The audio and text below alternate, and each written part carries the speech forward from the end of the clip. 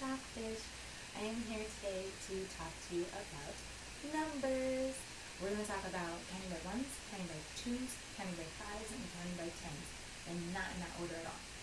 So, first of all, counting is just like ABCs, but a little bit trickier because you have to not only correlate the number to the word, but also to an object or a thing. So, like one, I know this is one finger. I know this is 2, 3, 4, and so on. So it's a little bit trickier, and it takes practice, but luckily, kids get it really easily. So kind of the progression of how we teach counting and kindergarten. At my school, our big math goal is counting to 100 by ones, twos, fives, and tens by the end of the year. Every single year, I see multiple kids able to do this. And I'm going to tell you guys how I teach it so that hopefully at home you guys can work on it and get a jump start on math. Math is a very hard concept, but the great thing about it is that it is completely fluid between languages. Because one in English, like one object, is still one object in Spanish. You just say uno instead of one. I mean, simple things like that. So the concepts remain the same despite language, which is awesome. And math does tend to be easier, especially for English language learners, because of that. But anyway, besides the point, I'm going to help you out here. Alright, so first, every year we start with counting 1 through 10. First, just saying 1, 2, 3, 4, 5, 6, 7, 8, 9, 10. And counting backwards, 10, 9, 8, 7, 6, 5, 4, 3, 2, 1. I'm sure as parents you know that when you're given a little time limit for something to get done, you're constantly counting down. Instead of just going 3, 2, 1, try 10, just because they're hearing it backwards. You can hear it forwards, backwards, and help them with the concept of numbers. Another great thing to do is actually to show them like 1, 2, 3, 4, 5. This is 5, 6, 7, 8, 9, 10, and show them what fingers look like with numbers, because when they start doing addition and subtraction and they're using their fingers, if they go, okay, 7 minus 2 equals 5. Instead of them having to count out every single finger, they can just look at it and know, oh, that's 5. I hope that makes sense. It's just being able to, like, if you hold up a number, how many is that? Like, how many is that? For kids, it's not that easy yet. They still want to count every single one. So just getting them used to, like, recognizing numbers right off the bat. How many fingers are on my hand? 5. How many if I have 2? 10. That kind of thing. Once they get 1 through 10 and one-to-one correspondence with 1 through 10, which is counting individual objects, so like 1, 2, 3, 4, 5. Once they get that down, you can start moving into 1 through 20. We do 1 through 10 and then 1 through 20 because those teen numbers are really hard and not part of a pattern like the rest of the numbers all the way up to 100 are. 16, 17, 18, 19 are extremely hard for little kids because it sounds a lot like 60, 70, 80, 90. And we switch to counting by tens at the same time that we learn to count 1 to 20 in order to differentiate that in their heads, that 16 is different than 6T, and really enunciating it so that they understand. And when they start to learn how to count by tens, they're learning all the changes in the pattern. Because after 20, it's just 21, 22, 23, 24, just like 31, 32, 33, 34. And it's just a repeating pattern all the way up to 100. That's why we go from ones to tens. After your child learns ones to tens, then you can switch into fives. A great way that I teach fives are tally marks, because it's a different way for kids to understand numbers, and you can explain to them that if you're going to keep track of numbers, a lot of numbers, this is a faster way to count them by fives. If you just go 5, 10, 15, 20, and so on.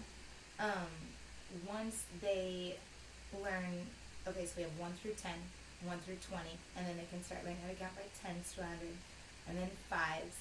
And with fives, I also like to do a rhythm because it just helps keep the beat. If you go 5, 10, 15, 20, 25, 30, 35, 40, 40. Yeah. And, okay, so you have ones, tens, fives, and then you revert back to twos. When your child starts to learn how to count by twos, they should be able to already count to 100 by ones. We want that because we call two skip counting. You're literally saying a number in your head, then saying one out loud. Saying one in your head, saying one out loud. So they have to be able to know all the numbers in order to skip numbers. So I teach my kids just like, you say one to yourself, you say one out loud. So 2, 4, 6, 8. And then after a while, the more practice they get, the more they understand the concept. Another great way to link all of these are give them something concrete to understand this with. So like twos, finding things in pairs is a great way to show kids that it's important to know how to count by twos. For instance, if you're like, I want to count all the eyes in this room, then you can say, I could sit here and I could count by ones and go 1, 2, 3, 4, 5, 6, 7, 8, and so on. Or I know everybody has 2 eyes, so I could simply go 2, 4, 6, 8, 10. Done. There's 10 eyes in this room. And it's a lot quicker. Feet are another good one. Pairs of shoes, ears, anything, hands, anything you can count by twos.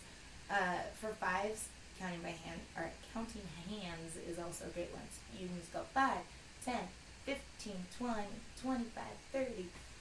As always, I'm going to say YouTube is a great resource for all of these. There are excellent videos out there for counting by ones, counting by twos, counting by fives, counting by tens, and a lot of them are songs. And honestly, the only way your child is going to get better at this is practice. That's it. Repetition and practice. I always say that counting in the car is a great thing to do. Using real life situations, like you can pick out, 5 books, or please get yourself 8 grapes. Then they have to count out those things, because that one-to-one thing, knowing that one number is one object, is going to help them immensely later on in any math situation. A lot of kids like to hurry through it, or they don't understand that every time you move an object, that's a number, and you're building up on it. So just helping your kids do that, repetition, practice, count things out loud. If you're counting pennies or money, lead by example. Show your kid when you count. Make it a thing. Show them that it's important for them to learn how to count, and make sure they see those numbers. Like I said, YouTube, great resource. All the songs and everything, they always have the numbers with it. So, they're catchy and they're fun, and it's just showing the number and then counting in a rhythmic way. So yeah, counting. Nothing rocket science, but hopefully you get a few tips to how to help your child. Like I said, you can always find time to count. Do it in the car. Do it when you're, waiting on them. I'm going to see how long it takes you to get here. I'm going to count by 5s to 100. Can you get it done by then? Anything like that. Just always be counting with them. Make it fun. Count animals. Count stuffed animals in their room. Count pictures. Count letters. Count anything you want. Look around you, and there's always some way you can make something a learning experience for your child. So until next week, we'll be talking about writing next week and how to make writing fun for your child. So until then, I hope you have a wonderful week. Keep learning. Your questions, comments, leave them for me, and keep learning. Thanks, guys. Bye.